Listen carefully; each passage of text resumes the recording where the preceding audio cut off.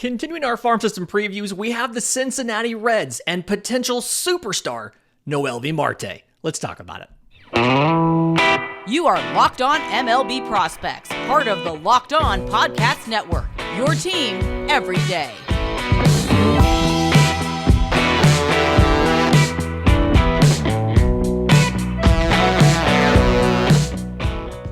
Yes, welcome on in to Locked On MLB Prospects, your home for all things minor league baseball. I'm your host, Lindsay Crosby, award-winning baseball writer and podcaster. Thank you for making this your first listen every single day. We're proudly part of the Locked On Podcast Network, where it's your team every day. And today's episode is made possible by our friends at FanDuel. Make every moment more. Right now, new customers get $150 in bonus bets when you place a $5 bet. Visit FanDuel.com/lockedon to get started. Okay, continuing our farm system previews, and quick reminder, we do not have time to get to every interesting prospect in every farm system. It's a 30-minute show. So, one, if you're watching, whether you're in a podcast app or you're watching on YouTube, subscribe to us. So on Monday's mailbag, you can hear about the prospects that people have asked about that we didn't get to in this show. Okay, so Noelvi Marte, 2018 IFA by the Seattle Mariners, was part of the Luis Castillo trade. Legitimately looks like he could be a superstar at the major league level because everything under the hood is really good, and there's only minimal concerns you have in the profile. So in the minor leagues last year, 92 games between AA and AAA, 279, 358, 454, 11 home runs, 35 extra base hits, and again, all of those came in just under 400 plate appearances, 43 walks to 70 strikeouts, 18 to 22 on stolen bases. He stuck at shortstop until he got into AAA, and then in AAA, he played a little bit of third base in AA as well, but he focused at third base in AAA to get ready for his major league call-up. Most of his major league play time was at third base. I think 29 of the games he was at third base. He got a little bit of time at second. He got a little bit of time at short. Made a couple starts at short. But I think the big takeaway for Noelvi Marte is he was able to play shortstop. We had questions about as he physically developed and like at what point would he have to move off of shortstop. And again, he played it at the major league level. I do think there's better options at shortstop, but it's a big development win that Noelvi Marte was able to stick there. The arm is plus, and kicking him out to third base is a good move because that arm can really eat. Now, the range isn't necessarily great for Noelvi Marte. He's not your best option at shortstop. And in this system, you've got, obviously, at the major league level, you've got Matt McLain, you've got Ellie De La Cruz. You don't need him to play shortstop. Again, he did get some second base run at the major league level as well. But the big thing for Noelvi Marte is under the hood offensively, a lot of this stuff looked good, right? So his zone contact from the minors to the majors went from 86% to 83%. So he stayed in the 80% in his zone contact. Now, the major league sample was 35 games. So little bit of small sample size stuff there, but zone contact stayed in the 80%. The exit velocities, his average was 91 and his 90th percentile was 106. So you're looking at above average to plus hit tool. If a lot of that was correct, you're looking at plus power. I think his raw power is even better. He doesn't always get that power into games because he does have some ground ball issues, right? Noelvi Marte puts the ball on the ground too much. He's got to get better about lifting the ball so that he can fully optimize that power. But the big takeaway is Noelvi Marte looked to be a complete package. And in that ballpark, if he could elevate the ball 5% more, right? In that ballpark with that lineup, he can score a ton of runs, rack up a ton of RBIs, and can really be valuable. He's not going to run a ton. Again, he was 18 to 22 on stolen bases in the minors last year.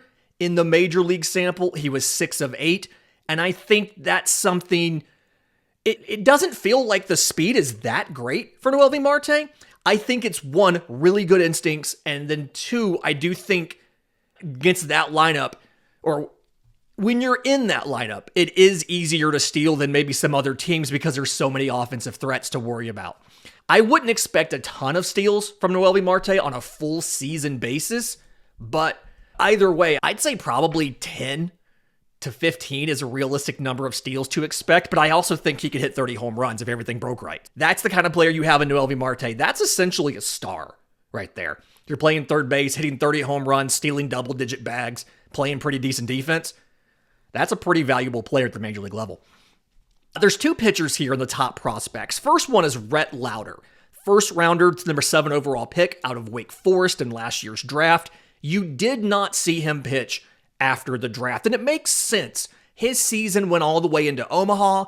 Wake Forest made it pretty deep, and it's that timing thing of the MLB draft again. From when you have the draft or from when the season ends to when you have the draft, it's hard to then get prospects ramped up to compete before the season ends. You really need to move the draft ahead from late July into June or something. But anyway, his arsenal, 4-seam, 2-seam fastballs, sits low to mid 90s, 93 to 95 or so. Sliders, a power look to it in the mid 80s. The big star here is the changeup. And Rhett Lowder's changeup was one of the better, if not the best changeups in the draft last year. I'm really curious to see what it's going to look like in the majors. I think that Rhett Lowder is a very high floor as a pitcher. Where the ceiling comes in is the question. It's about how he acclimates to professional baseball. I don't necessarily know if you'll see him at 24. Common sense says no, but you never know because he is a very polished and finished, not finished product, but a very well-developed product. The whole thing here for Rhett Lowder is he has to adjust to Major League Baseball, to professional baseball, right? He's going from pitching once a week to pitching every 5 days. He's going to be facing better hitters, deeper lineups, the different lifestyle that comes with professional baseball. And I'm hesitant to just automatically assume any player is going to take to that immediately where he could be up within or any pitcher where he could be up within his first professional season. So we'll see what happens. I wouldn't be shocked if he got an aggressive assignment to something like Double-A to start the year. And you could obviously see him go from Chattanooga, Louisville, and then debut sooner rather than later if everything looks great. It just feels to me like it's going to be a 25 thing. The third guy, hand pitcher Chase Petty. Really interesting player here. 2021 first rounder out of high school by the Twins. That was part of the Sonny Gray trade. 18 starts between high A and double A. 0-2 with a 1.72 ERA in 68 innings. 66 strikeouts, so 8.7 per 9, to only 15 walks, 2 walks per 9, and no home runs allowed. His season started late. He had a minor elbow injury, and I actually got to see his last start of the season in person. That was the week I was calling games for Double-A Montgomery when they hosted Chattanooga.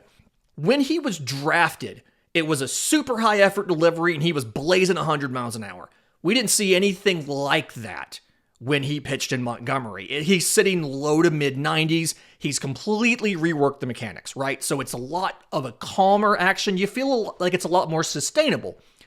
The flip side is the velocity is significantly lower, low to mid 90s. But he has that. He has a slider in the high 80s. He had a changeup in the high 80s. And I'm going to say wild here, but what's really interesting is he believes in both of those pitches really well. They're in the same velocity band, but the movement is like 30 inches difference between the two because changeup runs one way, slider goes the other. And he's comfortable using either of those against either-handedness batters, right? It's really, the changeup's really more against lefties and the sliders against righties, but he's comfortable throwing either one to either players.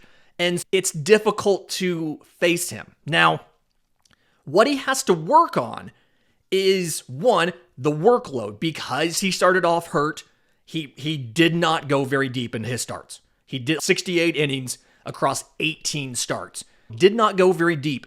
And then I noticed, some of it may have just been frustration from a long season, but I noticed specifically in that Montgomery start, he gave up 2 runs. They were unearned but he still is very much an emotional type of pitcher. And emotion can work well to a certain point, but at a certain time, that being too emotional on the mound can hurt you. And Chase Petty's still learning to walk that line between the proper type of emotion you can harness and you can use to be better, and emotion that's detrimental, whether it's frustration, things like that. So really, a couple small things to work on. I honestly would not expect to see him next season. I'd start him in Double-A Chattanooga, let him pitch for a while. You want to get that workload up. You're probably not going to get to 100 innings, but you want to get it closer to 100 than farther away so that you can look at a 25 scenario where he can help you at the major league level for useful amounts of innings, right? In just a minute, let's talk about some of the players you just might see in 2024. There's some interesting outfielders, and then there's a couple of pitchers that, depending on how they develop, you may or may not see them, but we'll talk about them next, right here on Locked on MLB Prospects. But first, today's episode is brought to you by our friends at Ibata. The new year for a ton of people means resolutions to save money. So you can just stop shopping and throwing your money away and start getting cash back on every purchase you make with Ibata. Ibata is a free app that gives you cash back each time you shop on hundreds of items: groceries, beauty supplies, toys. The average Ibata user earns $145 a year. That could cover the cost of a grocery trip. That could take care of your airfare to somewhere. You could buy a bunch of tickets to minor league baseball games with that. Whatever you want to do. So join the over 50 million savers and earn cash back every time you shop from over 2,700 brands and retailers, including Lowe's, Macy's, Sephora, Best Buy, and more. Right now, Ibata is offering our listeners $5 just for trying the app by using the code LOCKEDONMLB when you register. Just go to the App Store or Google Play Store, download the free Ibata app to start earning cash back and use code LOCKEDONMLB. That's Ibata, I-B-O-T-A, in the Google Play or App Store, and use code LOCKEDONMLB. Today's episode is also brought to you by our friends at Jase Medical. According to the FDA, pharmacies are running out of antibiotics like amoxicillin in the middle of the worst flu season in over a decade. I'm not saying to use antibiotics for the flu. That's not how this works. The flu is a viral thing. Antibiotics deal with bacterial infections. But if you're dealing with the flu and you have a weakened immune system, you are susceptible to getting other illnesses. And it would be useful to know that you had access to the Jase case, a pack of 5 different antibiotics that can be used to treat a long list of bacterial infections. It doesn't treat the flu, but bacterial illnesses, respiratory infections, sinusitis, skin infections, things like that. So visit jasemedical.com, complete your physician encounter. It gets reviewed by a board-certified physician. Your medications then get dispensed by a licensed pharmacy at a fraction of the regular cost. So go to jasemedical.com, use offer code LOCKEDON to get $20 off your order. That's Jase Medical, Jase medical.com, promo code LOCKEDON. Okay, so talking about some of the young outfield talent in this Cincinnati Reds system. A guy that we've talked about on the show before. We actually had friend of the program, Beck from the Dynasty Dugout, talk about him, but Blake Dunn, 2021 15th rounder out of a directional Michigan school. And the whole issue with Blake Dunn is he just wasn't able to get on the field. He had a ton of injuries that kept him back and kept him from competition for a long time. He finally gets into games last year, consistent, regular play time, 124 games between high A and double A. And he looks great. 312, 425, 522 slash line, 23 home runs, 45 extra base hits, 62 walks to 130 strikeouts, and 54 of 61 on stolen bases. Blake Dunn is, okay, what does he give you, right? The power is good. It's 23 home runs, a slugging of 522. The exit velocities themselves aren't anything special. Some of that may be competition level, but what we do know, Blake Dunn makes contact close to 80% of the time on his swings. He gives you good defense in the outfield, He is very good at getting on base. He draws walks, again, 62 walks and 559 plate appearances. But also, he got hit by a pitch like 30-something times last year. He finds a way to get on base, right? And then he's able to give you stolen bases. That week that I broadcasted games for the Montgomery Biscuits, again, they were playing Chattanooga, I watched Blake Dunn. And I can't tell you, by the end of the week, we were saying, Blake Dunn's on. Does he steal first pitch or second pitch? They knew he was going. Everybody in the ballpark knew he was going to steal, and they couldn't stop him. He gets on base. Somehow, he steals second base just about every single time. He mostly played center field, bit of left, bit of right, was much more comfortable in center. And again, the speed is there. The defense is there. He's going to get on base. It's a very useful piece at the major league levels. Call it a breakout if you want to. He just was finally healthy and got a chance to play. Really curious to see, does he start again in Chattanooga? He got 77 games in AA. Or does he go to Louisville? Does he start in AAA with the idea of having him come up partway through the season to help the major league team? Let's see what happens. A guy that's going to be behind him a bit because he has to show that the gains he made during the season are real is right fielder Rece Hinds. He was originally drafted as a third baseman, 2019 second round as a high schooler, and then was moved to the outfield. Spent the entire year in AA, 109 games. Slash line's wild here. 269, 330, 536. 23 home runs, 58 extra base hits, 34 walks to 151 strikeouts for Rece Hinds, 20 of 26 on stolen bases. He has some tools that are incredibly loud. His power is absurd. Baseball America called it 80 grade raw power. I watched him in batting practice just demolishing baseballs. And AA Montgomery is not the easiest park to hit home runs in, but I watched him just demolish some baseballs, right? Now, first half of the year, he really struggled. 42% strikeout rate, 62% contact rate. But in the second half, he raised the contact rate by 11%, and he cut the strikeout rate by 12%. Went down to a 26% strikeout rate and went up to a 73% contact rate. The raw power, absurd. His arm is probably as close to an 80 grade arm in the outfield as I've seen. He played mostly right field, picked up 14 outfield assists in 84 games in right. It is an absurdly, stupidly powerful arm. The tools are loud, right? The raw power is loud. The arm is loud. The strikeout issues were loud for a full season look. If he goes into 24 with that lower strikeout rate, and he's always going to have strikeouts, but if he goes in with that lower strikeout rate, I could see a AA to AAA thing, and then him being an option later in the year for the Reds, somebody who could DH for you, somebody who could play a corner outfield spot for you. If you have some infield injuries, Spencer Steer has to come in from left and play a third, a second, a first, whatever it may be. You can put Rece Hinds in right, put your right fielder in left, and you've got a guy who can give you decent defense in right field. And again, if he gets into one, it's gone. A guy, I'm not sure you're going to see him in 24, but I don't have any other great place to put him, is right-hand pitcher Ty Floyd. He was the other first rounder. This one out of LSU. And you're probably not going to see him in 24 unless he's working in relief, because his fastball is fantastic. We talked on the Pirates show about what makes a fastball elite as far as induced vertical break. And we're talking about like 18 inches or better is elite. Ty Floyd gets 20 inches of induced vertical break on a four-seam fastball that he can throw in the upper 90s.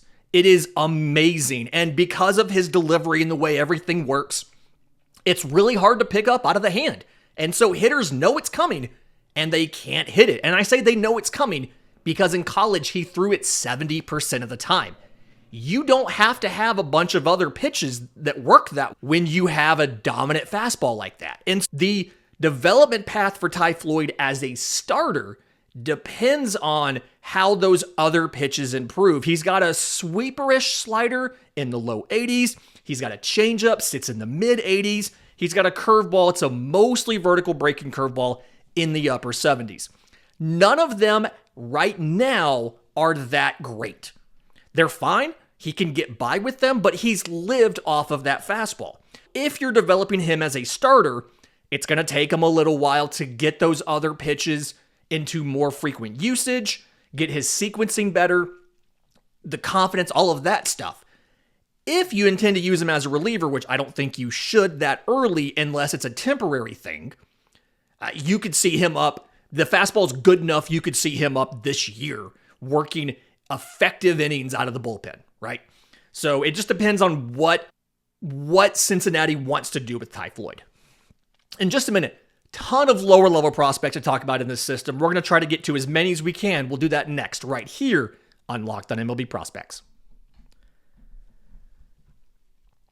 But first, today's episode is brought to you by our friends at FanDuel. The NFL regular season is done, but there is still time to get in on the action with FanDuel, America's #1 sportsbook, because right now, new customers get $150 in bonus bets guaranteed when you place a $5 bet. It's $150 in bonus bets, win or lose. You don't have to pick who wins this random NFL playoff matchup. You just have to make a pick in the random NFL playoff matchup. So visit FanDuel.com/lockedon.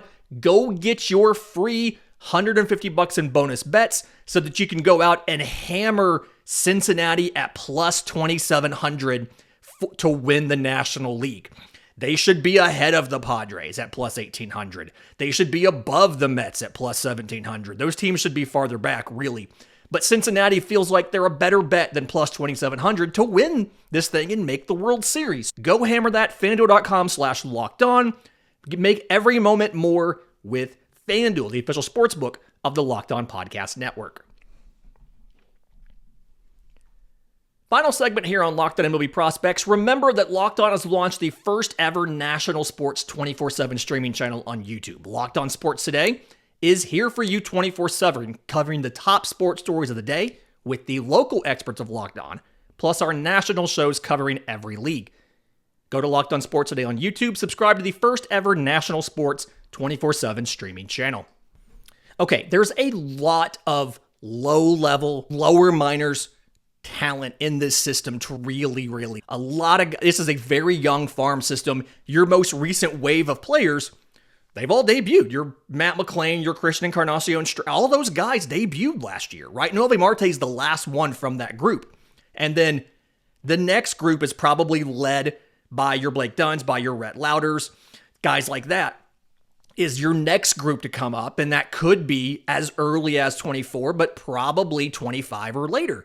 Some of these guys, a little farther back. Third baseman Cam Collier, 2022 first rounder out of Chippewa Junior College.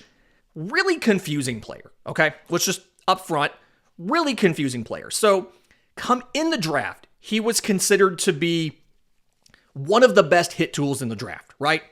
111 games in Daytona last year. 246, 349, 356. 6 home runs, 29 extra base hits for Cam Collier, 57 walks to 106 strikeouts, 5 of 6 on stolen bases. Played nothing but third base and DH. He's got a good arm, but because of the physical development and how it's not gone according to the most ideal outcomes, instead of something where if he doesn't stick at third, he might kick out to the outfield, you're looking at if he doesn't stick at third, he's going to have to move to first. He wasn't that fast to begin with, and he's been slowing down. A little bit of concern there. When you look at under the hood, right? He batted .246, but his contact rate was 77%, and his zone contact was 87%. So the statistical outcome doesn't match what's under the hood, right? Power production, 6 home runs, but his 90th percentile exit velocity was 105. It looks from the underlying numbers like he should have a plus hit tool and a plus power tool, but you didn't see that in the slash line in 2024. And the reasons for that is there were 2 glaring flaws for Cam Collier last year. He chased more than 30% of the time, and he hit more than 50% ground balls. So 2 things that you want to see him work on when he moves up to high A, So he goes from Daytona to Dayton, I would presume. You want to see that get a little bit better for Cam Collier because still a talented player, but you now have positional concerns. And then you have performance that hasn't matched the underlying tools. And I'm not saying they're related, but it's just answers we need to get, right? The other reason he has to fix this is because Sal Stewart is ahead of him organizationally on the depth chart, right? 2022 first rounder out of high school, 117 games between Daytona and Dayton, 275, 396, 416, 12 home runs, 36 extra base hits, 84 walks to 77 strikeouts, 15 of 19 on stolen bases. Sal Stewart showed better contact ability than Cam Collier facing tougher competition. He had an 80% contact rate combined between both levels and an 84% zone contact rate.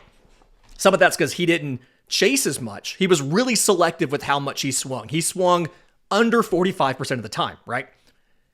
The exit velocities weren't actually that great. It was an average of 88 in a 90th percentile of 102, which is just below average. And so when you watch where he played a lot of third base, 74 games, he was DH quite a bit, and he played a little bit of second. And I think going forward, if that power doesn't continue to develop, he's either going to be an atypical power profile at third, or he'll kick into second where that power is a little more palatable, right? But either way, you're looking at a guy who is ahead of Cam Collier right now in the organizational depth chart for third base if you had to make one. And they're both behind Noelvi Marte, who looks like he could take over third base long term. Catcher Alfredo Duno, one of the top international free agents here, got 45 games, just under 200 plate appearances in the Dominican. All at DH, he had an arm issue. We've been told the arm is plus. We just haven't seen him play behind the plate, right? The hit tool is somewhere between average and above average. The power's considered to be plus. Duno hit 303, 451, 493 in the DSL last year. 6 home runs, 16 extra base hits, 38 walks to 41 strikeouts, 6 of 6 on stolen bases.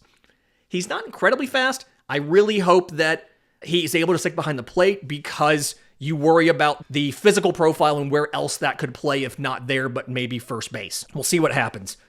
Shortstop Edwin Arroyo, 2021 second rounder out of a Puerto Rican high school. 123 games between high A and double A, so like just over 550 plate appearances.